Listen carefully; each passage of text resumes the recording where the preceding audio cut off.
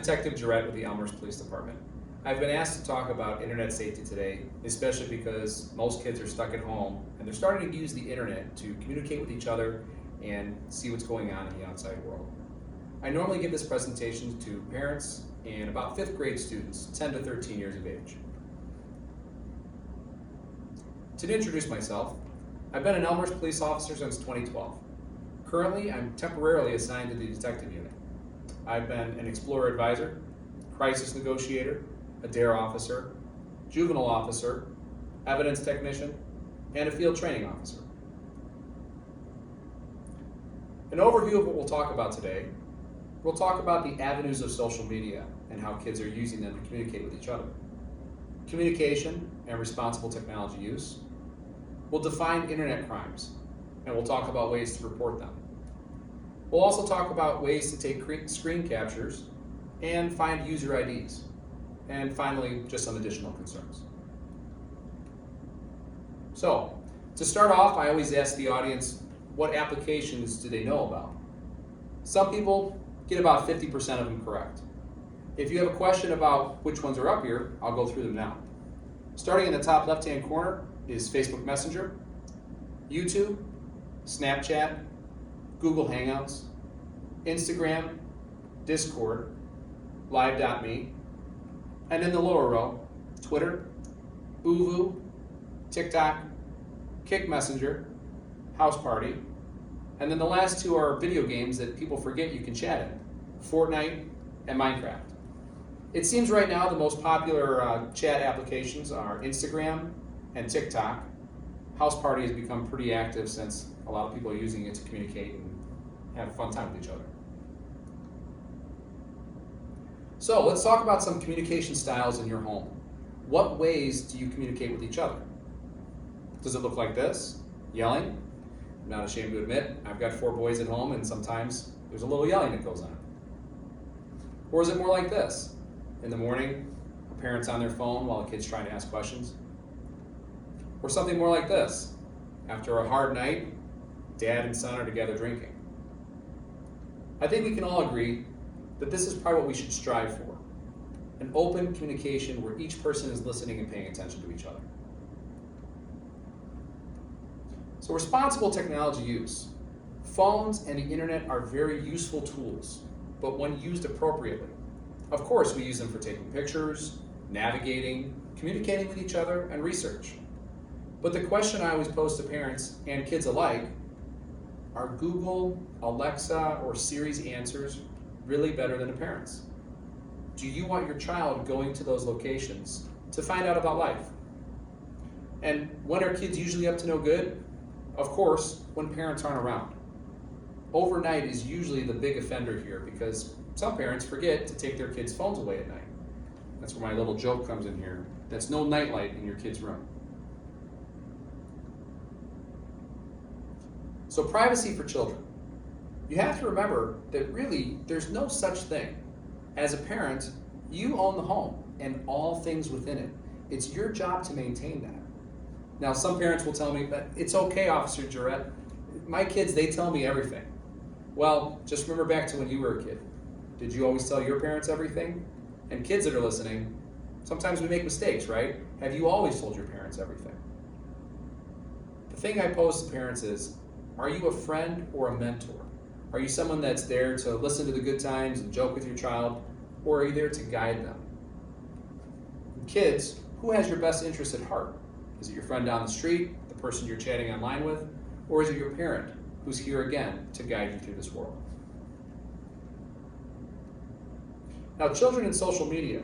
Some people forget that the minimum age to access any social media account is 13 years old. Again, I teach DARE, which is usually 10 or 11-year-olds, and I ask, who's involved in social media? And a good half of the class raises their hands. And then I ask them, how many of you are 13? And all the hands go down real quick.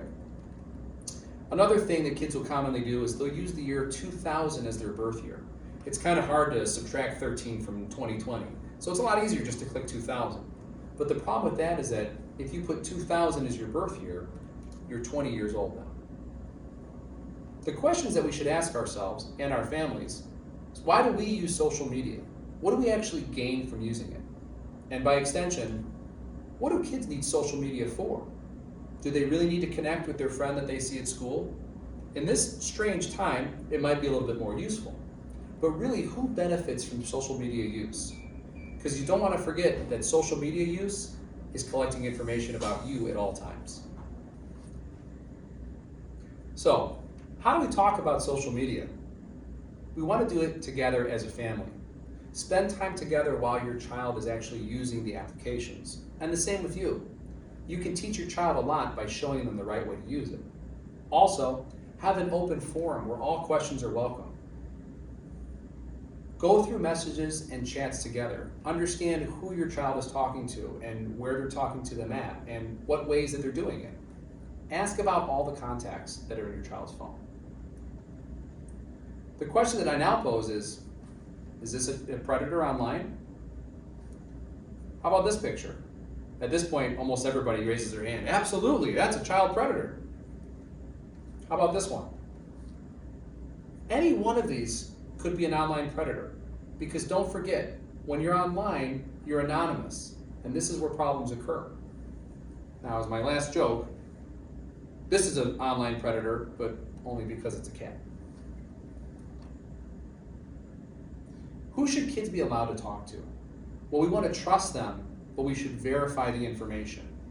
So, for every contact in a child's phone, we should at least know the first name, last name, their phone number, their address, or at least where the house is at, and where they go to school. Parents need to check up on this. Go through the phones together. As I mentioned before, it should be an open forum. Ask questions, answer questions, find out who your child is communicating with.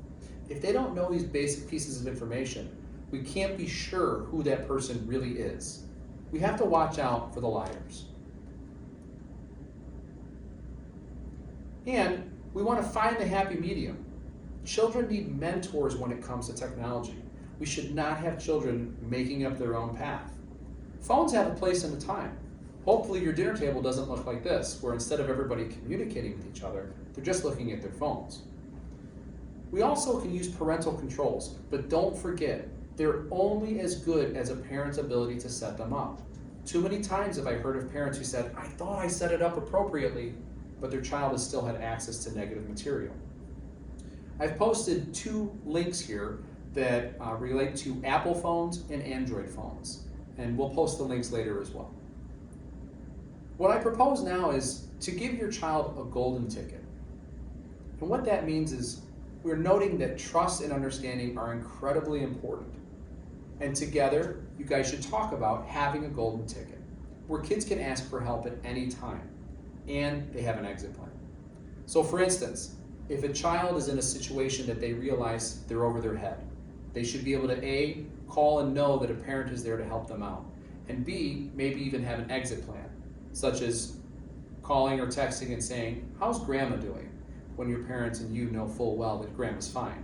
This is an ability for a child to have that exit strategy and get out. No punishment to be removed from a bad situation is what we're looking for. Now, of course, if a child waits and stays at a party or does something inappropriate and doesn't say anything until they get in trouble, that's a little bit different. That's not what we're looking for. But another situation we think of is if a child makes a mistake and sends an inappropriate picture. We want that child to feel free at any time to come back and talk to the parent about it so we can start moving towards a solution instead of waiting until things get terrible. Now, that brings up children and hidden media. There's many, many ways to hide videos, images, text, email, all forms of digital identities. And why are people hiding this information? Adults may have their own reasons, but for a child, if it's embarrassing, inappropriate, or even criminal, think about why would we want to save this or share this information? If your grandma is making this face in your mind when you send something, you probably shouldn't do it. And the reason is, it's almost impossible to remove something from the internet after you sent it. So, what can you do? If you feel you're the victim of one of these crimes, what should you do? First, you have to do something to make it stop. Tell that person, don't text me anymore. I'm out and don't want any part of this. And afterwards, we're telling children, to talk to a responsible adult. Tell their parents, a school counselor, a coach. Make sure they talk about it to start the ball rolling to get help. Now, at this point in my presentation, people usually bring up, yeah, but really on the internet, aren't all the bad guys anonymous? And sure, why waste time calling the police if you don't think they're going to do anything? The point is this: of course, there are incredibly bad people who are very good at hiding themselves online, but they're not perfect. And most of the people that are doing these crimes are not your hacker that's hiding behind the wall of anonymity. They're barely able to do what they're doing. And we as the police have many different means that we can use to search out and find these people, and we will do so. So what should we do first? We already feel like we're being criminalized. We already feel like there's a problem. So ask yourself, does it fit a crime? Any of the things I've mentioned before: false personation, harassing, cyberstalking, sexual exploitation, indecent. If you feel that anything that's happening to you matches these, start moving forward. Prepare for the report. Take a screen capture of whatever's happening on the internet. Get the user ID. Do not report it to the social network, because once you report it to the social network, their first concern is getting that content off. And if we don't have the content, we don't have the evidence. Make a detailed typed up statement, and then put all of that information onto a flash drive. So when you come to the police department and you report the crime, you can give the officer the flash drive and say, hey, I've already got pictures of what happened. I know the user ID. I didn't talk to the social network yet. And I've already typed out a statement of what I saw. That's going to make the officer's job much, much easier. So I used to go through all the different ways of doing screen captures, but the problem is in today, there are so many different types of devices, we would be here all day. So I posted a link to pcmag.com, and it shows you how to take screenshots on almost all devices. If you're at home, you can take a picture of the QR code and it will send you directly to the website, or you can even type in this shortened website that I put here, tiny.cc/EPD screenshot. Now I'll take a second to go through and show you the different locations on some of the more popular websites and where the user ID is. Some people might think that Mick Jagger is the name of the actual Facebook user. However, the truth is, it's actually Mick Jagger Official, which you can find in the address bar, or right below the person's name that they posted. For Instagram, people might think that it's the Jonas Brothers, which it is. There's no space in between the name though. This becomes incredibly important because for us to do our job, there might be other people out there that have the same name, Jonas Brothers, but not the same Jonas Brothers with no space. For Snapchat, people might think it's Joe Bufford. The true username is J Bufford. Again, important, because if we send off information looking for Joe Bufford, Snapchat might say there's no user ID with that information. For Twitter, same thing. Is it LeBron James? No. It's actually @King James. So finally, let's talk about a couple other things to be aware of that people sometimes forget when it comes to social media. When we talk about taking screen captures, it's to show the crime. However, people are also taking screen captures of the things you post. There are apps out there that allow you to take Snapchat caps that doesn't tell the user that they've taken a capture, and that they can take captures of live videos. Also, most of my 5th grade students have no idea that there's a streaming service called Twitch where they can record actual video games. So chats in-game and voice in-game can all be saved. And don't forget, if somebody's asking you to leave Fortnite and go to Discord or go to any of the social media networks, they probably don't have good intentions in mind. At the very end, your digital footprint matters. Going forward, there are companies like this whose sole job is to search people's past social media history and find any type of dirt they can. Colleges give away large scholarships, but don't want to give them to people that they can't trust. So in closing, remember, communication is key. Parents, you are the mentors to guide your children through this technological time. And kids, remember that your parents are there to help you. I hope that this helps in this time of trouble. And if you have any further questions, please don't hesitate to contact me at my email, which you can also click or take a picture of the QR code, or you can call me. Thank you very much, and be safe.